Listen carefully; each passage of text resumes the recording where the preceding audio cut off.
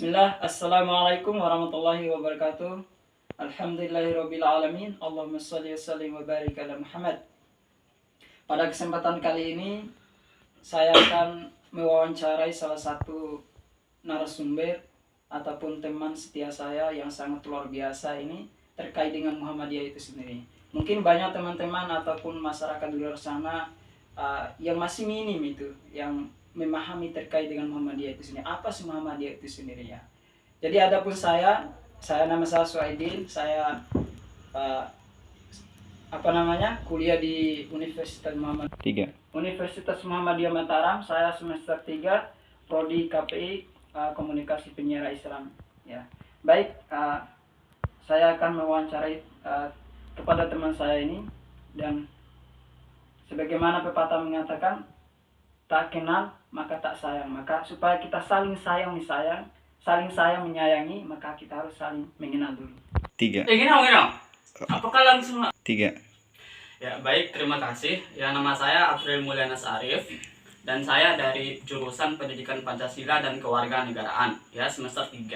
Dan saya dari Fakultas Pendidikan dan Ilmu Keguruan. Ya, dan saya dari Fakultas Keguruan dan Ilmu Pendidikan, ya, Universitas Muhammadiyah Mataram. Baik, pada kesempatan kali ini saya akan menanyakan kepada narasumber saya terkait dengan Muhammadiyah itu sendiri ya. Jadi, apa sih pandangan antum terkait dengan Muhammadiyah itu sendiri? Ya, jadi Muhammadiyah ini adalah, kalau secara etimologis bahwasanya Muhammadiyah itu adalah pengikutnya Nabi Shallallahu Alaihi Wasallam. Jadi siapa yang mengakui bahwasanya dirinya sebagai pengikut Nabi, jadi dia bisa justifikasi, ya, bisa diklaim bahwasanya dia itu adalah Muhammadiyah, ya. Jadi Muhammadiyah ini metode dakwah Muhammadiyah ini adalah dakwah amar ma'ruf nahi mungkar. Jadi dia ini lebih kepada menyuruh kepada kebaikan dan mencegah kepada keburukan, ya. Jadi seperti yang dikatakan di dalam Al-Qur'an, wal takum minkum ummatun yad'una ilal khairi wa ya'muruna bil ma'ruf wa yanhauna 'anil munkar wa ulaika humul muflihun. Jadi maknanya adalah, jadi kita ini disuruh untuk menyeru kepada kebaikan dan mencegah kepada keburukan. Nah, Muhammadiyah ini jadi Muhammadiyah ini itulah tujuan utama daripada dakwahnya, ya. Jadi dakwahnya ini sesuai dengan risalah Al-Quran dan As-Sunnah. Nah, jadi menurut pendapat saya bahwasanya Muhammadiyah ini kalau dalam ranah metode dakwahnya itu sangat bagus. Jadi memiliki sebuah sumber yang jelas, sumber yang kredibel, yaitu Al-Quran dan As-Sunnah. Ya, dengan metode ini kita dapat membedakan mana kebaikan dan juga mana keburukan, mana yang harus kita lakukan dan mana yang harus kita tinggalkan. Nah, itulah yang kemudian menjadi sebuah manfaat daripada Muhammadiyah itu sendiri untuk masyarakat, ya. Jadi bagus sekali metode ataupun organisasi Muhammadiyah agar bisa diinterpretasikan ke dalam lingkungan masyarakat itu sendiri, ya. Jadi gitu. 3. Oke, itu ya apa yang disampaikan oleh narasumber saya terkait dengan Muhammadiyah itu sendiri, yaitu Muhammadiyah itu adalah lebih condong kepada dakwah amal ma'ruf nahi munkar, sebagaimana dalam ayat dikatakan tadi bahwa Muhammadiyah itu mengajak kepada hal-hal yang baik itu, kemudian mencegah kepada hal-hal yang buruk, ya. Kemudian ada pun pertanyaan kedua, ya, terkait dengan Muhammadiyah ini sendiri, ya. Bagaimana sih, ya, penerapan Muhammadiyah itu dalam berdakwah, ya? Tentu banyak organisasi yang lain tentunya, ya. Setiap organisasi itu memiliki hal-hal yang baik itu, salah satunya untuk berdakwah. Jadi mungkin ada perbedaan antara Muhammadiyah dengan organisasi-organisasi yang lain itu. Coba jelaskan terkait dengan penerapan Muhammadiyah ataupun metode Muhammadiyah dalam berdakwah itu sendiri. Ya. Ya. Baik, memang Muhammadiyah itu sendiri memiliki metode khusus, ya. Tapi secara umum bahwasanya metode daripada Muhammadiyah ini ada 2, ya. Itu yang diterapkan dalam ranah bagaimana caranya dia memberikan sebuah metode berdakwah, ya. Itu yang pertama adalah metode bilisan, ya. Jadi ini metode dengan cara penyampaian secara langsung kepada masyarakat, ya, dengan penyampaian-penyampaian yang berisi tentang agama, ya, moral dan lain sebagainya. Pokoknya metodenya itu secara langsung lewat lisan. Nah, contohnya itu kayak ceramah, ya. Kita sering lihat bahwasanya Muhammadiyah ini setelah metodenya itu kayak ceramah, ya, setelah maghrib ataupun setelah subuh. Nah, itu yang biasa dilakukan kalau untuk metode bilisan, ya. Yang kedua itu ada namanya metode bilhal, ya. Jadi ini lebih kepada langsung perbuatan, ya, perbuatan langsung yang dilakukan oleh seorang dai, ya. Misalkan kayak metodenya itu misalkan kayak berwudu, ya, tata cara berwudu, tata cara sholat, bagaimana sholat yang benar, yang sesuai dengan ajaran dan tuntunan Nabi Shallallahu Alaihi Wasallam. Nah, itu dipraktekkan, ya. Itu merupakan sebuah metode yang dilakukan secara langsung, ya. Itu menurut saya, ya, setahu saya, pendapat saya tentang metode yang dilakukan oleh Muhammadiyah dalam hal berdakwah. Sudah. 3.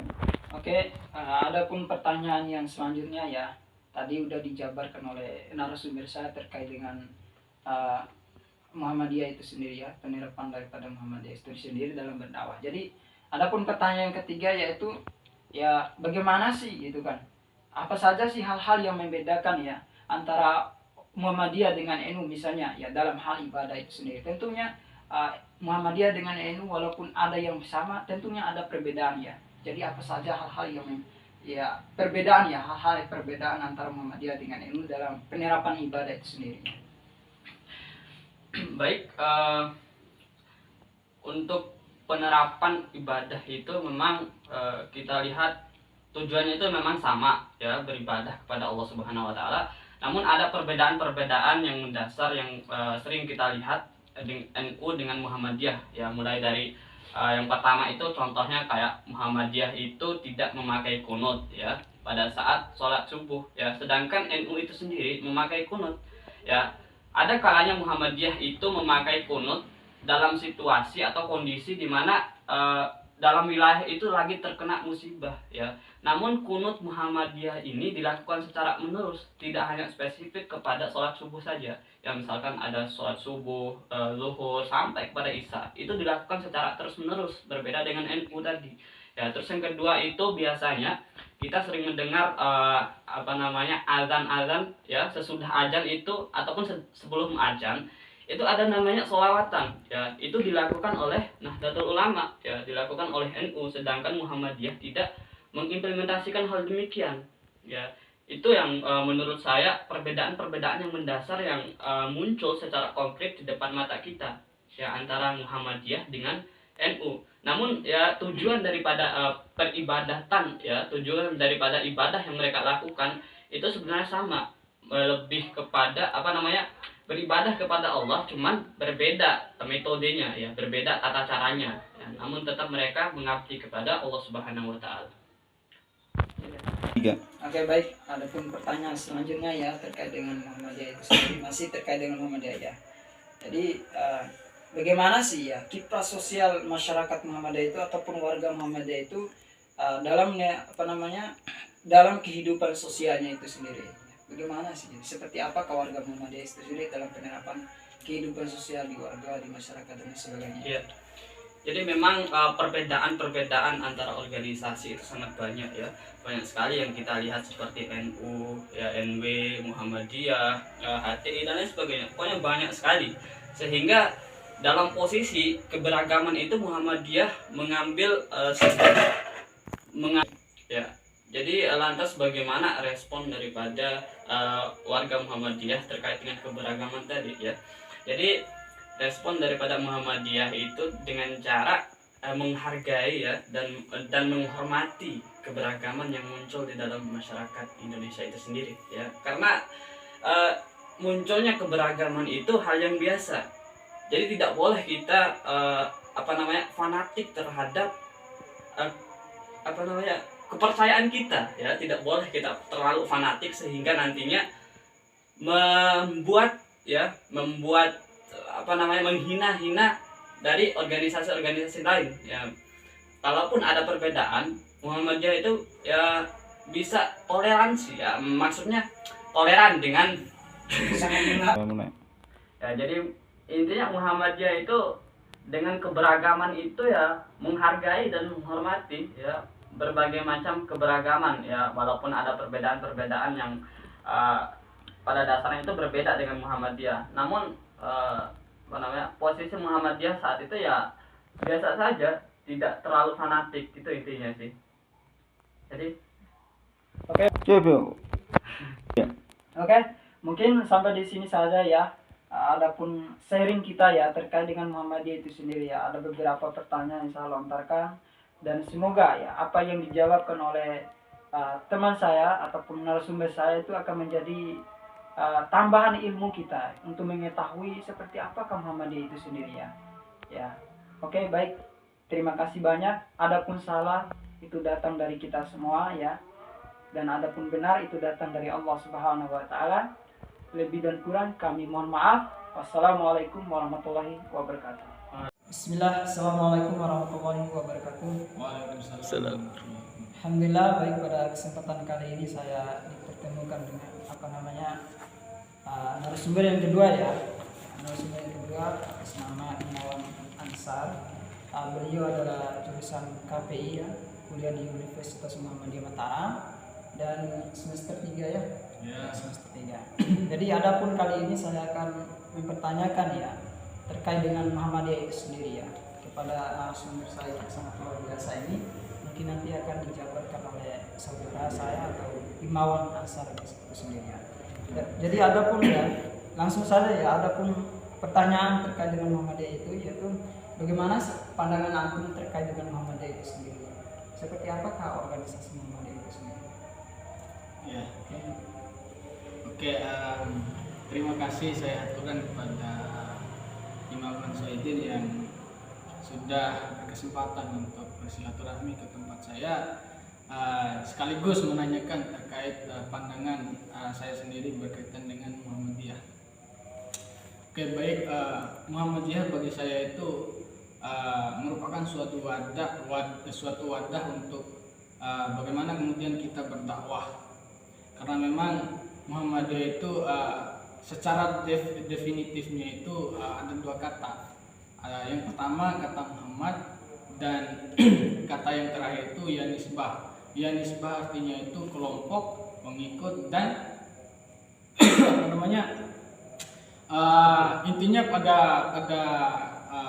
esensi Muhammadiyah itu adalah pengikutnya Muhammad, baik itu tidak dibatasi oleh organisasi maupun suku dan ras, akan tetapi barang siapa yang mengucapkan dua kalimat syahadat di situ, ya dia itulah pengikutnya Muhammad.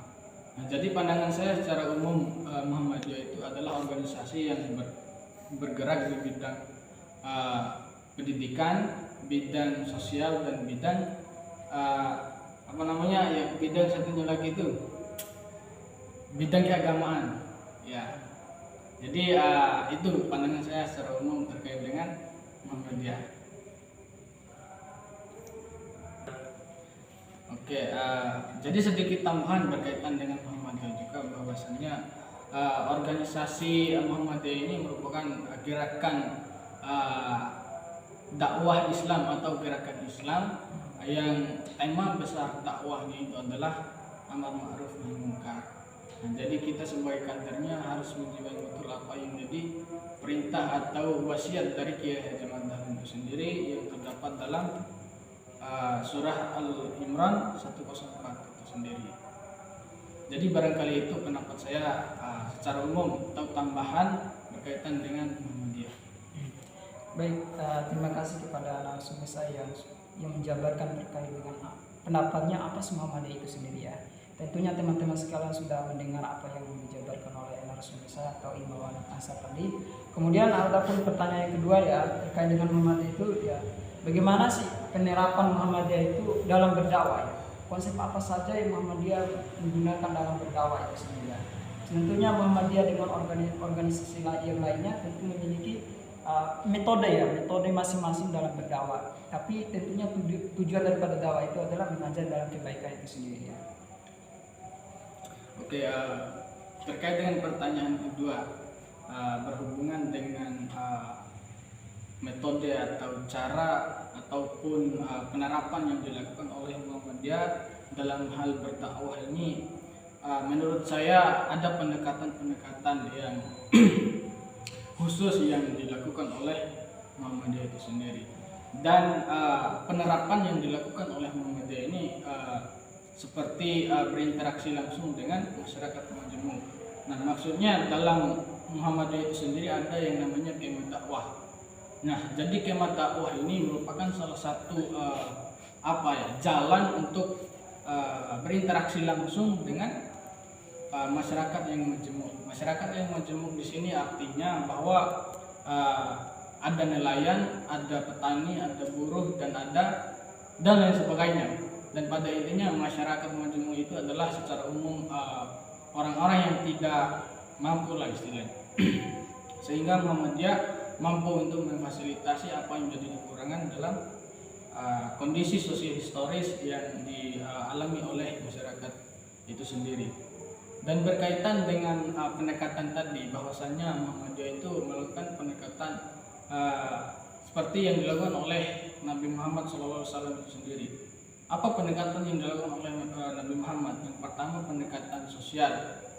Ya, pendekatan sosial itu tadi seperti berinteraksi. Ya.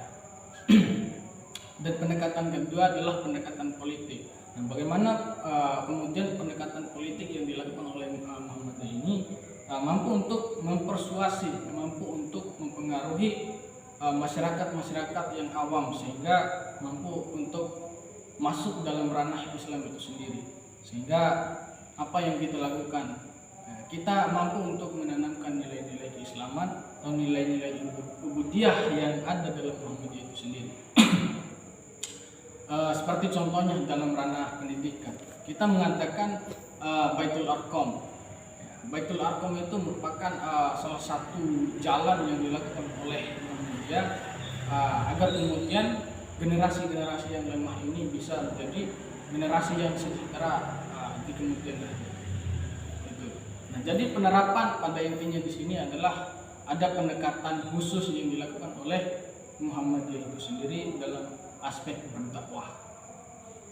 Jadi barangkali itu penerapan yang bisa saya jelaskan terkait dengan dakwahnya Muhammadiyah.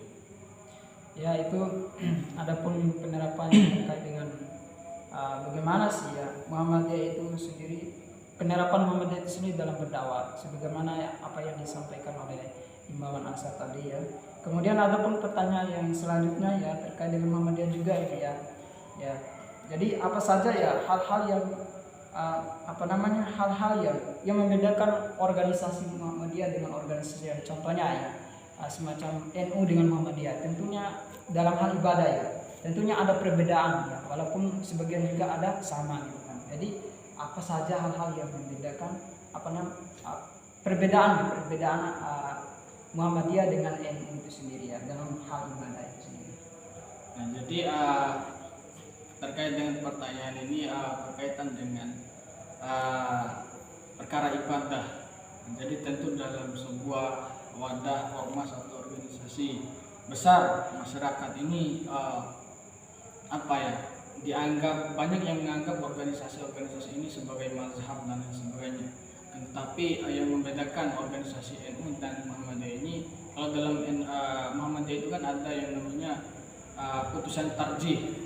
Dan di dalam NU itu intinya di dalam NU itu ada yang berbeda dengan Muhammadiyah. Dan contohnya di dalam ranah anak kandung misalnya.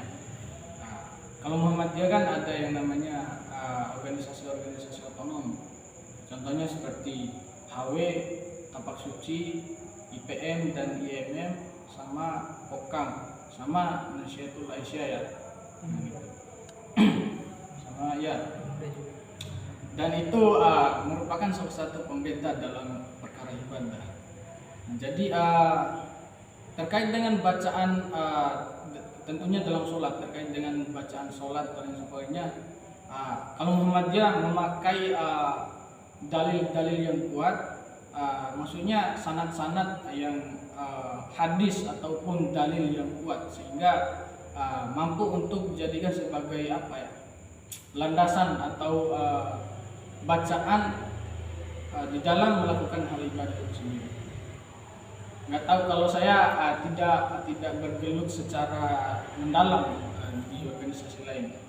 Mungkin juga ya tambahan dari saya itu Muhammadiyah itu ketika waktu sholat subuh ya Muhammadiyah tidak kunut, itu salah satu perbedaan. Sedangkan MUI itu mereka kunut itu sendiri ya. Nah, itu salah satu juga perbedaan tambahan dari saya. Kemudian adapun pertanyaan yang selanjutnya ya, yaitu bagaimana sih ya konsep kalau kita lihat dari sejarah ya, Muhammadiyah ini sudah berdiri 1 abad lebih ya, 109 tahun lebih ya, 100, mau masuk 110 tahun ya. Jadi begitu kuatnya organisasi Muhammadiyah ini sendiri ya, Muhammadiyah itu sendiri ya, sehingga Muhammadiyah ini berdiri sebelum negara Indonesia ini merdeka. Jadi adapun pertanyaan saya ya, bagaimana sih konsep Muhammadiyah ini sehingga mampu berdiri 1 abad lebih itu sendiri. Penerapan dalam Muhammadiyah bagaimana, apakah dengan cara mereka kaderisasi dan sebagainya, konsep daripada Muhammadiyah itu sendiri. Nah, jadi berkaitan dengan pertanyaan ini, itu Muhammadiyah mempunyai cara seperti yang disampaikan tadi lewat kaderisasi. Nah, potong-potong. Oke, terkait dengan jawaban lanjut dari saya berkaitan dengan pertanyaan ini, yang pertama tadi adalah Muhammadiyah menerapkan sistem kaderisasi atau proses mencetak generasi atau orang-orang yang akan menggantikan pemimpin-pemimpin yang sudah sudah selesai masa kepemimpinannya. Dan yang kedua adalah saya mengingat pesan Kiai Haji Ahmad Dahlan itu sendiri, bahwasannya saya wasiatkan kepada kalian sekolah, panti sosial, intinya dunia fasilitas yang telah saya sumbangsikan kepada masyarakat dan kepada kalian patut kalian jaga. Begitu begitu pesan atau wasiat dari Kiai Haji Ahmad Dahlan sendiri, karena memang Muhammadiyah yang dulu dan Muhammadiyah yang sekarang sangat jauh berbeda. Jadi tinggal bagaimana kemudian kita mampu untuk menjaga dan mengelola dengan baik Muhammadiyah itu sendiri.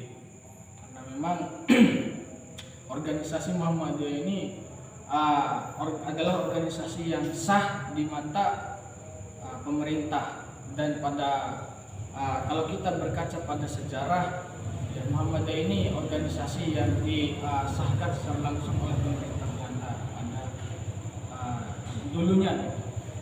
Jadi kita sebagai kader ini. Assalamualaikum warahmatullahi wabarakatuh. Alhamdulillah pada kesempatan kali ini saya dipertemukan dengan narasumber yang ketiga ya, yaitu senior saya sendiri. Dia adalah mahasiswa Universitas Muhammadiyah Mataram, senior kuliah. Baik, pada kesempatan kali ini saya akan mempertanyakan ya terkait dengan identitas gerakan Muhammadiyah itu sendiri ya. Jadi ada pun pertanyaan kedua, yaitu bagaimana sih ya identitas Muhammadiyah dalam pergerakan ataupun dalam beramal ma'ruf nahi munkar itu sendiri. Oke, baik. Bismillahirrahmanirrahim. Jadi di dalam identitas gerakan Muhammadiyah itu salah satunya ada metode dakwah. Ya, yang dimana dakwah ini Muhammadiyah sangat menegakkan amal ma'ruf nahi munkar. Tentu Muhammadiyah itu mengajarkan atau mengajak kepada yang ma'ruf dan meninggalkan yang munkar. Nah, jadi di era sekarang seperti yang kita lihat sekarang, bahwasannya Muhammadiyah memiliki beberapa amal usaha yang dimana itu dipergunakan sebagai sebagai ladang untuk berdakwah. Nah, yang dimana salah satu contohnya yaitu di perguruan tinggi, yang dimana Muhammadiyah tidak memandang bulu antara antara yang muslim maupun non muslim.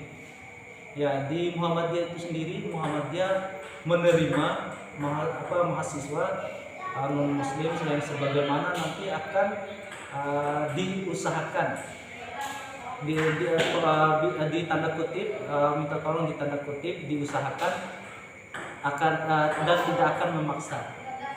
Nah, jadi di Muhammadiyah itu menjadikan amal usahanya itu sebagai ladang untuk berdakwah, yang dimana nanti akan mengajarkan atau mengajak kepada seluruh mahasiswa yang ada di sana, baik mahasiswa, dosen ataupun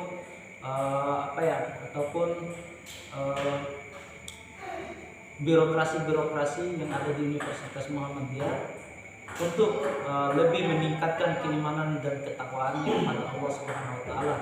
Tentu tidak jauh tidak keluar dari kata fastabiqul khairat dan meninggalkan mengajak pada yang ma'ruf dan meninggalkan yang buruk ataupun yang munkar. Ya. Selain dari universitas perguruan tinggi, Muhammadiyah juga memiliki beberapa pondok-pondok pesantren. Ya, pondok pesantren itu salah satu ladang Muhammadiyah untuk melakukan dakwah dan mengusahakan untuk mewujudkan atau menciptakan generasi-generasi yang generasi dai selanjutnya yang akan melakukan dakwah seperti sama halnya yang dilakukan oleh Kiai Haji Ahmad Dahlan terdahulu, yaitu salah satu tokoh peradaban umat Islam yang yang pertama kali menyebarkan Islam di Indonesia, dan yang pertama kali meluruskan kiblat-kiblat sehingga umat Islam itu mengetahui dan satu arah untuk kiblatnya.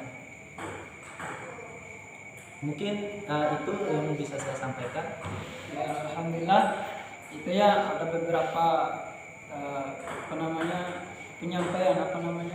penjelasan dari kakanda saya terkait dengan identitas Muhammadiyah dalam berdakwah itu sendiri. Jadi mungkin sampai di sini saja video kami. Jangan lupa sholat. Baik, terima kasih banyak kepada kakanda saya yang telah menyempatkan waktunya untuk Menjadi narasumber. Udah, terima kasih.